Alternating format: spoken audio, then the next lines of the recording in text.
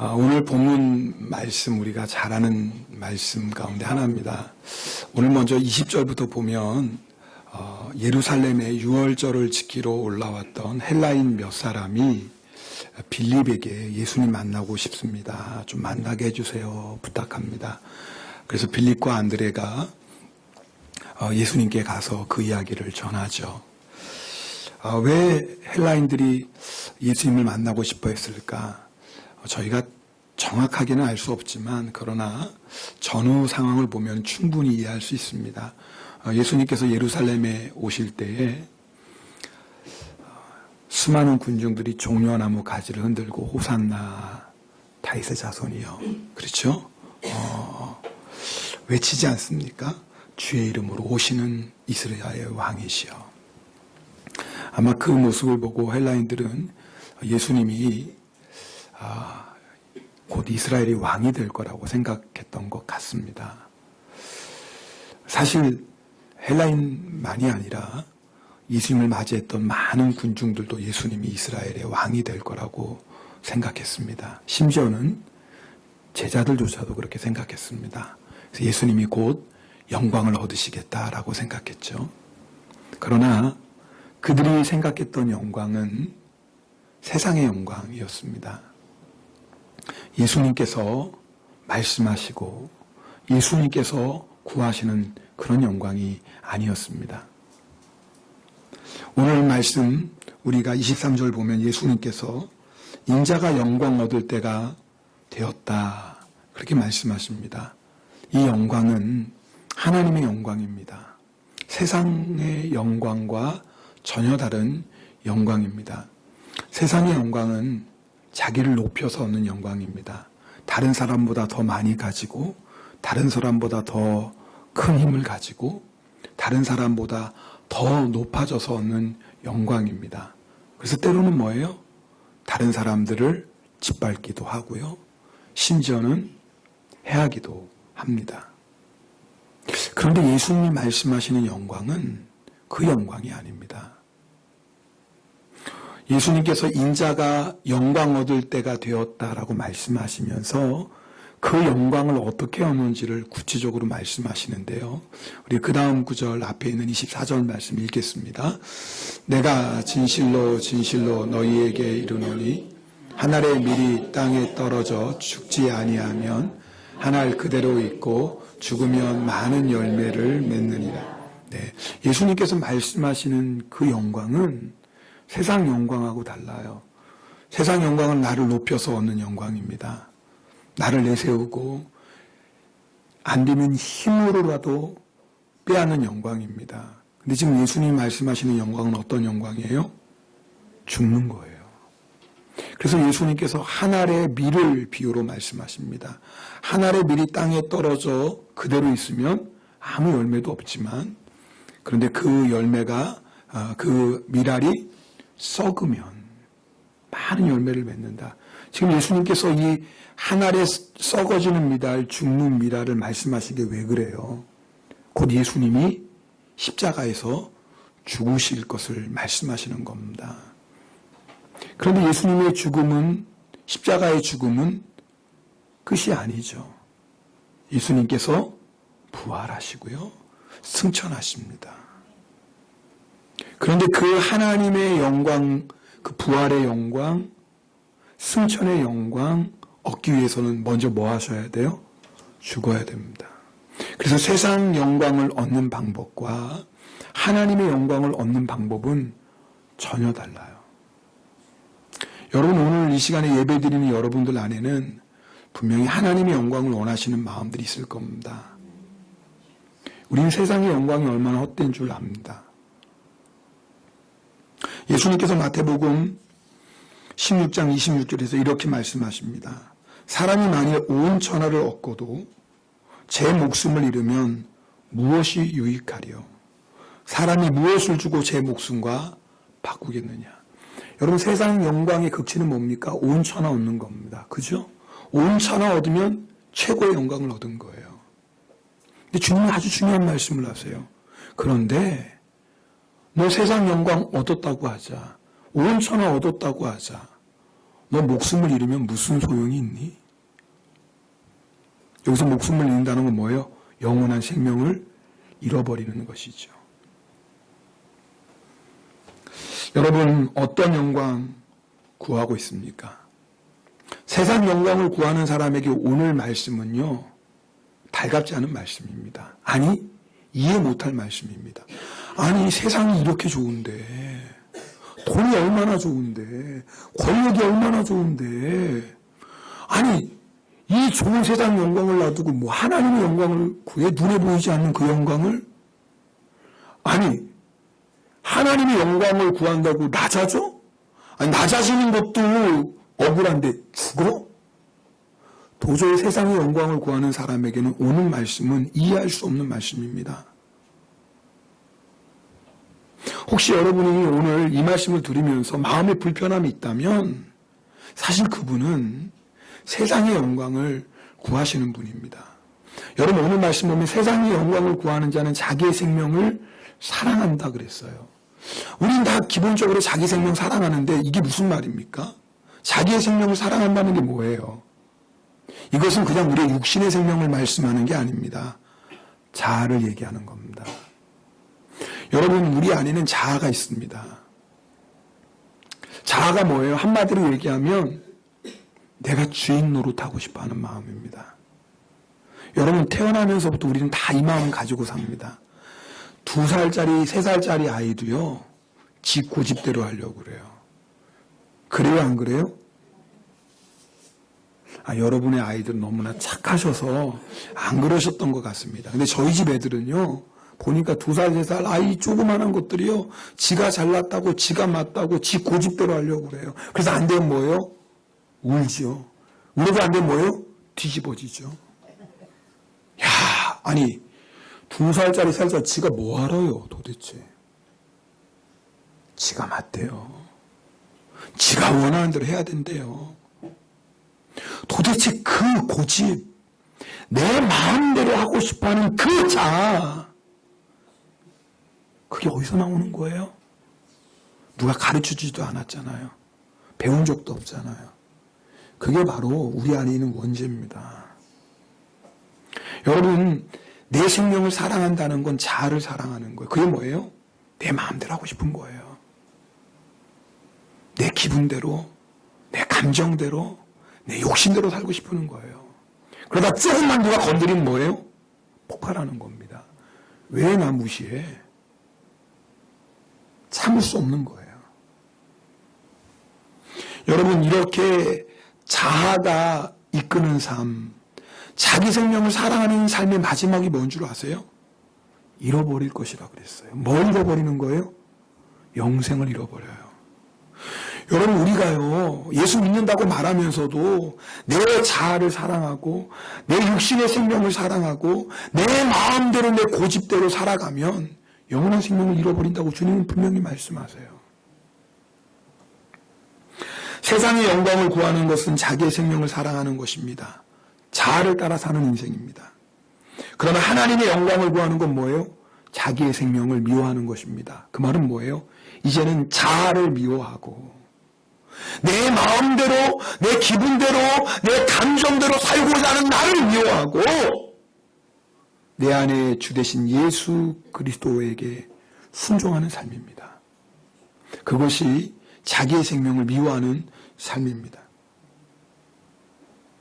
자기의 생명을 미워하는 사람은요, 날마다 자아와 싸웁니다. 아니, 내가 난데 어떻게 내가 자아와 싸워요? 제가 말씀드렸잖아요. 내가 주인 노릇 싶어하는 그 마음과 싸우는 거예요. 그 마음을 쳐서 예수 그리스도께 복종시키는 거예요. 사실 여러분, 그게 신앙생활입니다. 우리가 예수 믿고 이제 신앙생활하는 건 뭐냐면, 예수 믿었지만 내 안에 여전히 자아가 살아있어요. 여전히 주인 노릇하고 싶어요. 왕 노릇하고 싶어요. 내 마음대로 하고 싶어요. 우리 안에 그런 자아가 있어요. 저에게도 있어요. 날마다 싸움하는 거예요. 그 자아와. 그 자아를 그대로 놔두면 제멋대로 가요. 심지어는 하나님처럼 높아지려고 그래요. 그게 제 안에 있는 자아예요. 신앙생활 한다는 건 뭐예요? 그 자아를 쳐서 이제는 내가 주인이 아니잖아요. 누가 주인이에요? 예수님 주인이시잖아요. 그 자아를 쳐서 예수 그리스도께 복종시키는 거예요.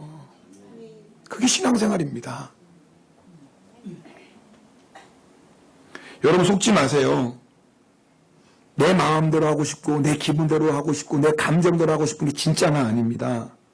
그건 타락한 나입니다. 무슨 말씀인지 아세요? 이런 말씀 드리면 우리 안에 있는 자아가 반항합니다. 그럼 내 생각은 어디 가고 내 감정은 어디 가고 뭐 로봇처럼 살라는 거예요? 아니에요. 잘 들으셔야 돼요. 내 마음대로 살고 싶어하는 나는 진짜 내가 아닙니다. 타락한 나입니다. 하나님처럼 되고자 하는 하나님을 향해 높아진 교만한 나입니다. 진짜 나 아니에요. 진짜 나는 어떤 나인 줄 아세요? 하나님이 아담과 하와를 처음 창조하실 때의 그 나. 나를 창조하신 하나님을 예배하고 나를 창조하신 하나님을 사랑하고 나를 창조하신 하나님 앞에 순종하고 그 하나님과 날마다 교제하며 사는 나. 그게 원래 진짜 우리예요. 그게 진짜 나의 모습이에요. 그런데 그런 우리가 뭐예요? 아담과 하와의 타락으로 말미암아 원죄를 가지고 태어납니다. 그러면서 뭐예요? 마치 타락한 내가 진짜 나인 것처럼 살아갑니다. 내 마음, 내 기분대로 살고 싶어하는 내가 진짜 나라고 생각합니다. 그건 여러분 진짜 여러분 아니에요. 그래서 우리는 예수 믿고 난 다음에 이제 예수님이 내 안에 주인이 되시면 이 자아와의 싸움이 시작되는 것입니다. 오늘 예수님 말씀 그게 뭐예요? 자기 생명을 미워하는 자예요. 그런 자는 뭐예요?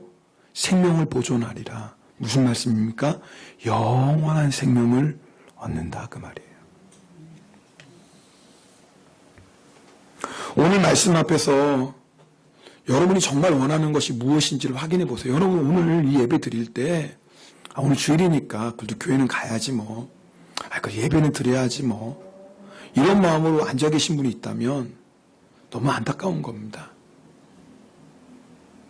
여러분 오늘 이 예배가 누구에게 드리는 예배예요? 하나님 아버지께 드리는 예배 아닙니까? 누구를 만나는 시간입니까? 하나님 아버지를 만나는 시간 아닙니까? 왜 이 시간이 중요합니까? 하나님 아버지를 만날 때 진짜 나를 회복해 가는 겁니다. 교만한 나, 이기적인 나, 내 고집대로 살고 싶어하는 나, 막대 먹은 나. 그런 나는 내 힘으로 이길 수 없어요. 그런데 우리가 이 예배 가운데 하나님 아버지를 만나고 하나님의 은혜를 받으면 진짜 나를 회복해 가는 겁니다. 그 시간이 이 시간 아닙니까?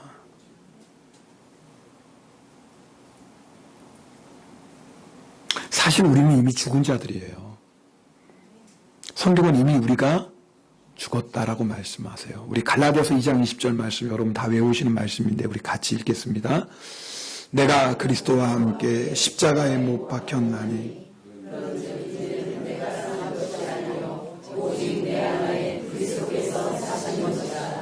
이제 내가 육체 가운데 사는 것은 나를 사랑하사 나를 위하여 자기 자신을 버리신 하나님의 아들을 믿는 믿음 안에서 사는 것이다. 겉은 똑같아요. 근데 가장 중요한 주인이 바뀌었어요. 내가 그리스도와 함께 이제 십자가에 못 박혔어. 이 말은 뭐예요? 내가 죽었다 그 말이에요. 내가 이렇게 살아있는데 내가 죽었다는 게 뭐예요? 주인이 바뀐 거예요. 여러분 가게가 똑같은 가게라도 주인 바뀌면 다 바뀐 거예요. 여러분 무슨 말씀인지 아시죠? 여러분 그 건물 똑같은 건물이지만 주인이 바뀌면 다 바뀐 거예요. 우리의 삶이 똑같습니다. 겉은 변한 게 하나 없는 것 같아요. 그러나 이제는 내가 사는 것 아니에요. 내 안에 누가 살아요? 예수 그리스도가 살아요. 나는 죽었다 그 말이에요. 내가 주인 노릇하고 내 마음대로 살고 싶었던 자아는 죽었다 그 말이에요. 여러분 우리가 사실 세례 받을 때 이 믿음으로 세례 받습니다. 우리 로마서 6장 말씀 같이 읽겠습니다. 3절 4절입니다.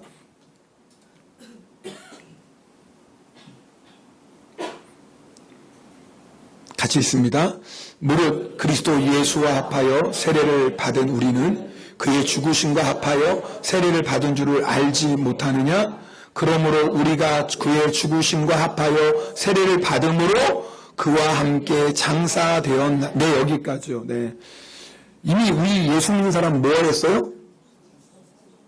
장사 치렀어요. 옆에 분하고 인사합시다. 장례식 치렀네요. 시작. 네, 장례식 치렀어요. 너나 치러라. 나는 안 죽을란다. 아니요. 뭐 여러분이 뭐 인정하든 인정 안 하든 우리는 이미 장사 치르는 사람들이에요. 장례식 다 했어요. 성경 말씀이죠. 예수 그리스도와 함께 뭐예요? 장사 되었나니. 장례식 치렀어요. 그럼 목사님, 아직 내 안에 펄펄하게 살아있는 나는 뭐예요? 그게 바로 아직 십자가에서 처리되지 않은 자아예요. 그래서요, 여러분, 우리는 날마다 예수 그리스도와 함께 내가 십자가에서 죽었고 장사되었다는 이 진리의 말씀 붙잡고 그 예수 그리스도의 십자가로, 예수 그리스도의 보혈의 능력으로 날마다 내 자아를 쳐서 복종시키는 것입니다. 그 사람이 뭐예요? 예수님 따라갈 수 있어요. 우리 26절 말씀 함께 읽겠습니다. 26절입니다.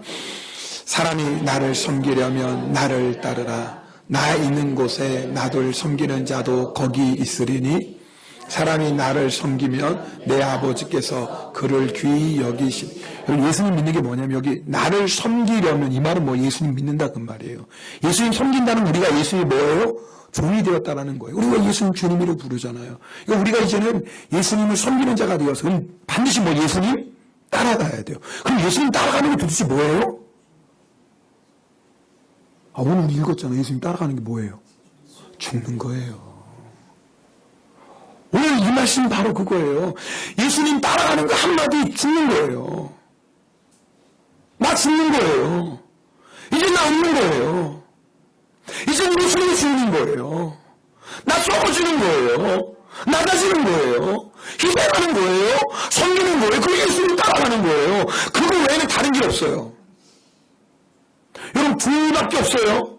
세상의 영광을 구하는 길, 내 육신을 사랑하는 길. 내가 왜 죽어? 내가 왜 맞아줘? 내가 왜 섬겨야 돼? 네가 해. 네가 죽어. 네가 섬겨. 넓은 길 걸어가는 길 하나 있고 또 다른 길 하나. 어떤 길이에요? 하나님의 영광을 구하며 내 생명을 미워하며 십자가 붙잡고 예수님의 죽음이 나의 죽음인 것을 고백하며 나도 죽는 거예요. 좁은 길이에요. 둘밖에 없어요. 여러분, 하나님의 영광을 믿으십니까? 네. 천국을 정말 믿으십니까? 네. 아니, 아멘을 잘하시는데 진짜예요? 아멘. 자꾸 물어보니까 아멘도 못하잖아 이제. 그렇죠?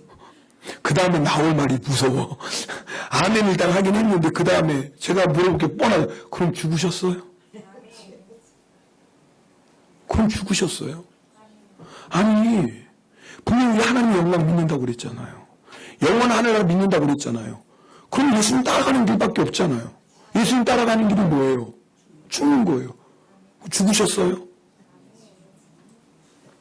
오늘 요한복음 12장 24절 말씀은 너무나 잘 아는 말씀입니다. 한 알의 밀이 땅에 떨어져 그대로 한 알 그대로 있으면 아무 열매도 없지만 그러나 썩으면 많은 열매를 맺는다. 우리가 너무나 잘 아는 말씀이고 암송도 하는 말씀이에요.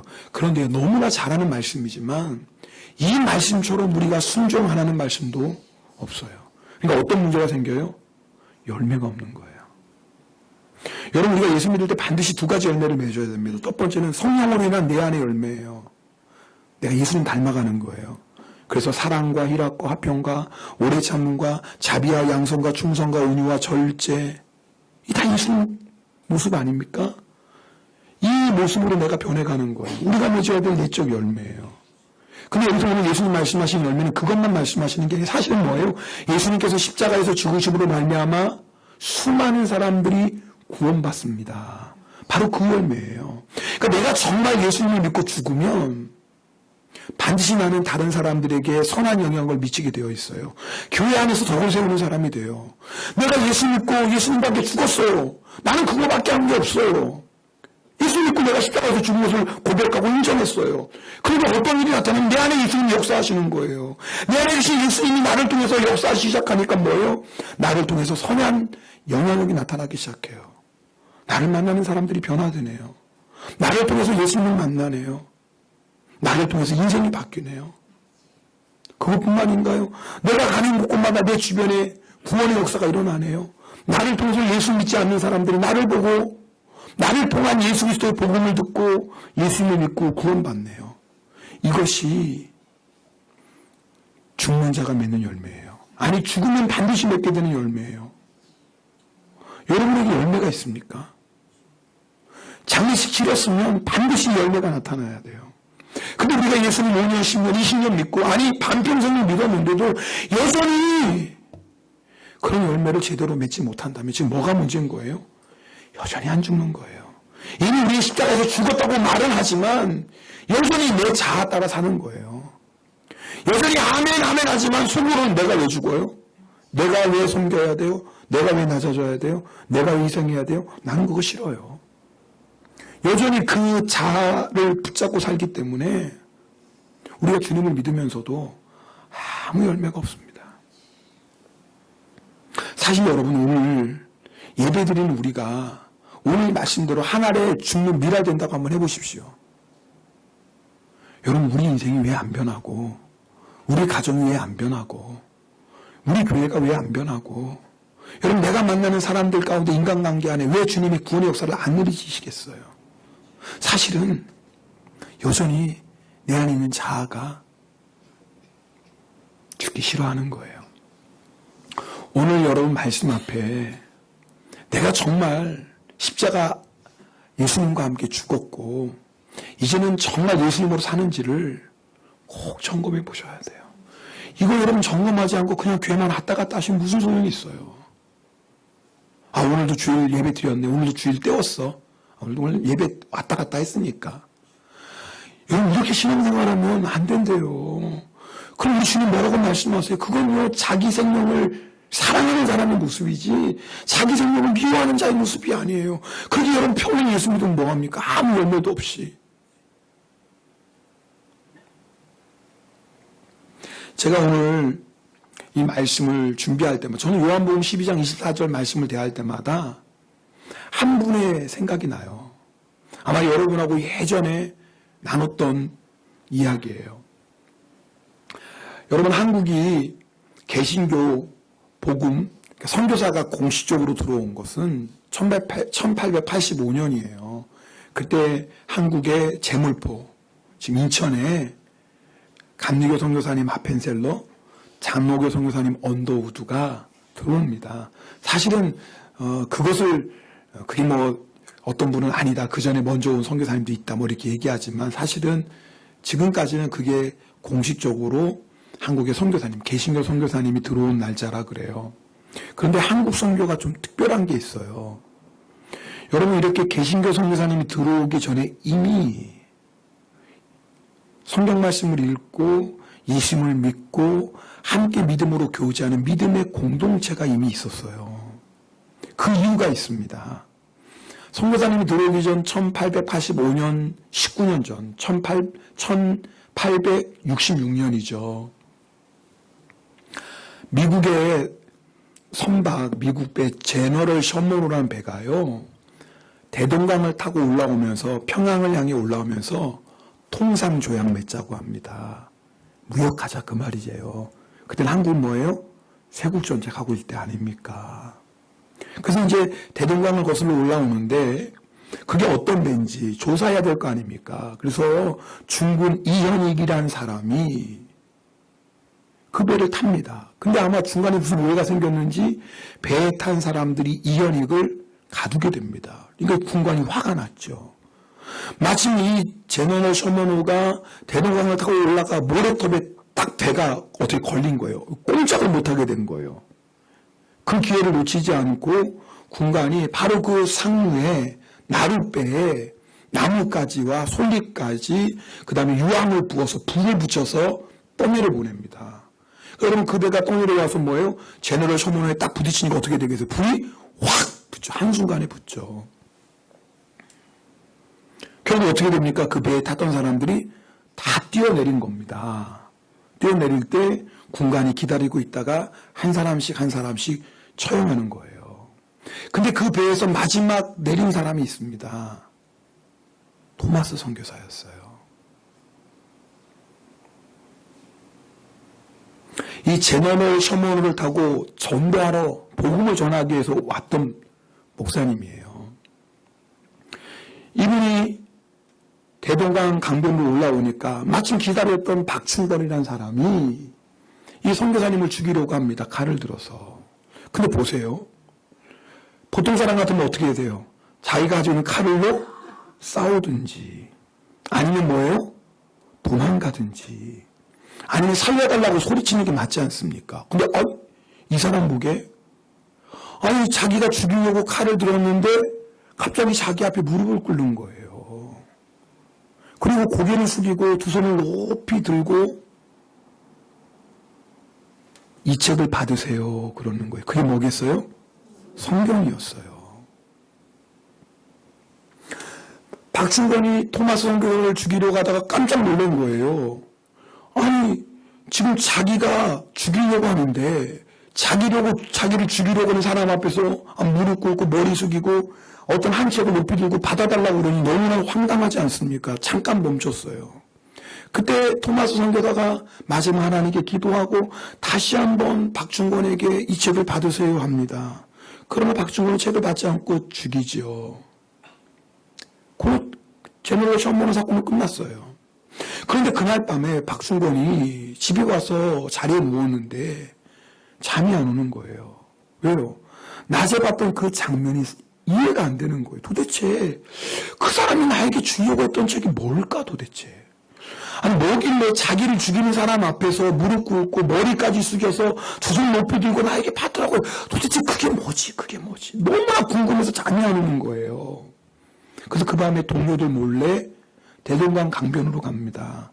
그리고 그 토마스 선교사가 자기에게 주려고 했던 그 성경책을 받아들고 읽기 시작합니다. 그리고 예수님을 믿게 됩니다. 참 하나님의 역사는 놀랍죠. 이 사람이 자기가 읽은 그때는 한문 성경이죠. 중국에서 먼저 번역된 한문 성경. 그때는 한글 성경이 없을 때니까요. 자기가 읽고 예수님을 믿은 다음에 그 성경책을 자기의 조카에게 줍니다. 그 조카 이름이 이영택입니다. 그런데 이영택가 왜 한국교회에 중요하냐면 우리가 지금 가지고 있는 이 한글 성경의 3분의 1을 번역하는 데 결정적인 역할을 하는 사람이 이 박충건의 조카 이영택입니다. 하나님의 역사는 참 놀랍죠. 이 토마스 선교사님이 박충건에게 죽임당하기 전에 그 대동강변에 있었던 최치량이라는 12살 난 소년에게 성경책 3권을 줍니다. 죽기 전에. 근데 이제 어떨 때에 12살 먹은 최치량이라는 소년이 성경책 받아들었는데 알고 보니까 성경책이 금서예요. 너무 겁이 나서 그래서 평양의 영문 주사였던 박영식, 늘 그 집에 자주 놀러 갔던 소년인데 평양의 영문 주사였던 박영식에게 이 성경책을 3권 줍니다. 금서니까. 그러니까 박영식이 성경책을 다 받아들었는데 이걸 불태울까 하다 보니까 종이가 너무 좋아요. 그때는 아주 좋은 한지에 한쪽 면만 복사했어요.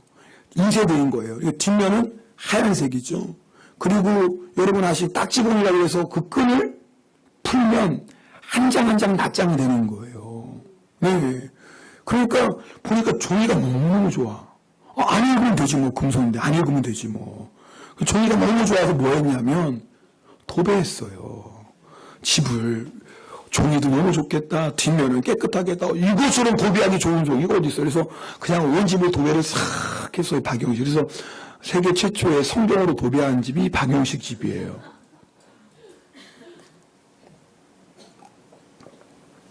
그런데 문제가 생겼어요. 눈만 뜨면 뭐가 보여요? 성경 말씀이 보이는 거예요. 자기가 생각하지도 못했던 문제예요. 하루는 무심결에 눈에 들어온 성경 구절이 있었어요. 요한복음 24절, 5장 24절.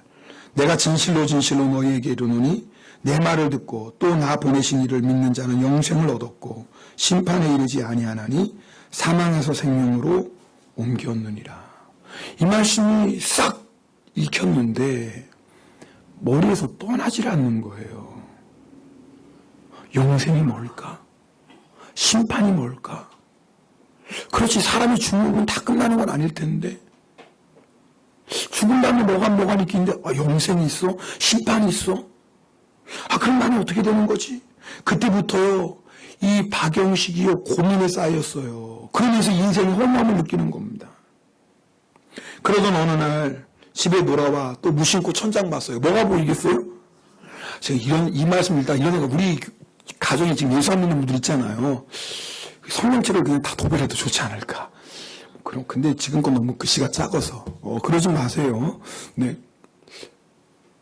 무신교의 천정을 봤는데 요한복음 14장 1절부터 시작되는 말씀이었어요. 너희는 마음에 근심하지 말라. 하나님을 믿으니 또 나를 믿으라. 내 아버지 집에 거할 곳이 많도다. 그렇지 않으면 너희에게 일렀으리라. 내가 너희를 위하여 처소를 예비하러 가노니 가서 너희를 위하여 처소를 예비하면 내가 다시 와서 너희를 내게로 영접하여 나 있는 곳에 너희도 있게 하리라. 영생이 있고 심판이 있다고 그랬는데 보니까 너희를 위해 처소를 예비한대요. 그리고 너희를 데려온대요. 그러면서 이 박영식이요, 성경을 읽기 시작합니다. 성경에 나와 있는 예수님이 누구신지, 예수님이 말씀하시는 하나님 아버지가 누구인지를 읽게 됩니다. 그 순간에 갑자기 자기들이 대동강 강변에서 죽였던 토마스 선교사와 그 인연들이 생각나는 거예요. 너무너무 괴로운 거예요. 야, 무지한 사람 죽였구나. 이거 어떻게 해야지? 이거 어떻게 해야지? 이거 어떻게 해야 되나? 그러다가 방바닥에도 또 도배를 했어요. 마태복음 4장 17절 말씀이 그냥 확 들어왔어요. 회개하라. 천국이 가까웠다. 그 말씀 앞에 회개합니다. 여러분, 성령님이 역사하면요, 성경 읽다가 말씀 한 구절에도 회개하고 거꾸러집니다. 박영식이요, 그 말씀 앞에 회개합니다. 구원받죠. 최치랑도 당연히 예수 믿고 구원받죠. 여러분, 그래서요, 그 당시에는 교회가 어디 있어요? 없지요. 박영식 이 사람 집에서 그렇게 해서 전도돼서 성경 읽고 예수 믿는 사람이 모여서 같이 기도하고 신앙생활을 하게 됩니다. 참 놀랍죠. 그것이 나중에 널다리 교회가 돼요. 평양 최초의 교회가 됩니다. 제가 왜 이 말씀을 드리냐면, 이 널다리 교회가 어떤 교회냐면, 여러분, 그 당시 평양은요, 기생의 도시요, 환락의 도시라 그랬습니다. 그래서 평양감사라는 말이 거기서 나온 거예요. 너무 좋으니까. 평양감사가 하면 그냥 기생들 폭에서 사니까. 최고 좋은 게 평양감사 자리였어요. 평양은 그런 도시였어요.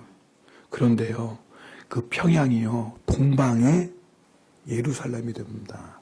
놀라운 부흥 역사가 1907년에 일어나요. 근데 그 1907년에 일어난 부흥이 어디서부터 시작되는 줄 아세요? 장대영 교회예요. 그 교회가 어떤 거냐면 널다리 교회에 시작된 교회예요. 그리고 여러분 보세요. 박영식이란 그 사람이 성경을 읽었어요. 토마스 선교사가 준 그 성경을 읽고, 자기가 일부러 읽은 것도 아니죠. 집 도배했다가 예수 믿고 자기 집에서 교회가 시작되는 널다리 교회가 나중엔 장대현 교회가 되어서 대한민국 땅의 놀라운 대부흥의 시발점이 됩니다. 누구부터 시작한 거예요? 누구부터요? 토마스. 그때가 몇 살인 줄 아세요? 26살이었어요. 26살. 사람이 볼 때는 헛된 죽음입니다. 사람이 볼 때는 참 무모한 죽음입니다. 인생 아깝네. 조선 땅에 와서 전도받은 전도 한번 못하고 그저 성경책 다 주지도 못했어요. 갖고 온 성경책 몇 권 나눠주다가 형장의 이슬로 사라졌어요. 인간적으로 눈으로 볼 때 세상의 영광을 구하는 사람에게 이것처럼 어리석은 죽음이 없어요. 놀랍죠. 토마스 선교사는 그냥 죽은 게 아니에요. 땅에 떨어져 죽은 한 알의 밀알이 되었고요. 그 밀알 때문에요, 오늘 제가 여러분에게 길게 말씀드렸지만 한국 땅에 복음의 문이 열리고 구원의 역사가 시작되고 1907년 대부흥이 일어나는 그 시작이 사람은 아무도 기억하지 않고 사람은 주목하지도 않고 어리석고 쓸데없고 무모한 죽음이라고 했던 그 토마스 선교사의 한 사람의 죽음으로부터 시작했어요. 여러분, 우리가 토마스 선교사님하고 똑같이 죽을 수는 없겠죠. 또 몰라, 또 주여 저도 그렇게 죽겠나요? 평양에 가면 그럴 수도 있어요. 평양에 또 가면. 근데 그러지 마세요. 자기 기분 따라 하는 게 아니죠. 하나님의 인도함 받는 건데. 그러면 여러분, 우리가 죽는 모습은 다를 수 있어도요, 예수님을 믿는 사람이라면 마지막은 똑같은 거예요. 한 알의 밀알로 죽어야 돼요. 그게 예수 믿는 거예요. 다른 길은 없어요. 저는 이 말씀 준비하면서 자꾸 그 장면이 생각나는 거예요. 여러분도 한번 그 장면 상상해 볼 수 있잖아요. 대동강 강면, 그 모래밭에 자기를 죽이려고 하는 박충건, 그 사람 앞에 무릎 꿇고 있는 26살의 젊은 선교사. 죽음 앞에 어떻게 해서든지 이 성경책이라도 한번 읽으셔야 되는데, 어떻게 해서든지 예수님이라도 한번 믿어야 되는데, 그래야 구원받는데, 그 앞에 무릎 꿇고 성경책 높이 들어 받으세요. 받으세요. 나는 죽어도 상관없어요. 그런데 당신 이 책 읽고 구원받으셔야 돼요. 저는 그 장면을 생각할 때마다 마음이 찡해요. 아, 이게 예수 믿는 거구나. 아, 내가 죽는 게 이거구나. 여러분 한번 생각해 보세요. 내가 만약 그 모습으로 산다면, 아니 나를 죽이려는 사람 앞에 내가 무릎 꿇고 그에게 주의 말씀을 높이 든다면, 우리가 어떤 어려운 관계 속에 있다 할지라도, 어떤 어려운 환경 속에 있다 할지라도 승리 못할 것이 있을까요? 여러분 한번 상상해 보세요. 내가 지금 아무리 어려운 환경에 있어도 내가 이 토마스 선교사처럼 하늘에 죽어지는 미랄되어 그곳에서 무릎 꿇고 주의 말씀을 높이 받들고 순종한다면 승리 못할까요? 여러분, 내가 아무리 힘든 인간관계가 있다 할지라도, 나를 너무나 아프게 하고 힘들게 하는 그 사람이 있다 할지라도, 내가 토마스 선교사처럼 무릎 꿇고 하나님의 말씀 높이 든다면 우리가 승리하지 못할 관계가 어디 있겠습니까? 아, 여러분, 우리가 열매 맺지 못하는 것, 우리가 예수 믿는다고 하면서 여전히 승리하지 못하고 사는 것, 죽지 않아서 그래요. 그러나 우리 힘으로 죽는 거 아니에요. 하나님의 은혜 때문에 가능합니다. 여러분, 토마스 선교사가 어떻게 가능해요? 하늘의 미랄로 죽으신 예수님 때문에요. 예수님이 그렇게 난리 죽으셨거든요. 예수님이 그렇게 날려서 미랄 되셨는데, 하나님이신 예수님이 나를 왜 그렇게 죽으셨는데 내가 왜 그렇게 못하겠어요? 여러분, 우리가 그렇게 할 수 있는 내 힘으로, 내 노력으로, 내 의지로 되는 거 절대 아니에요. 한 가지로 되는 거예요.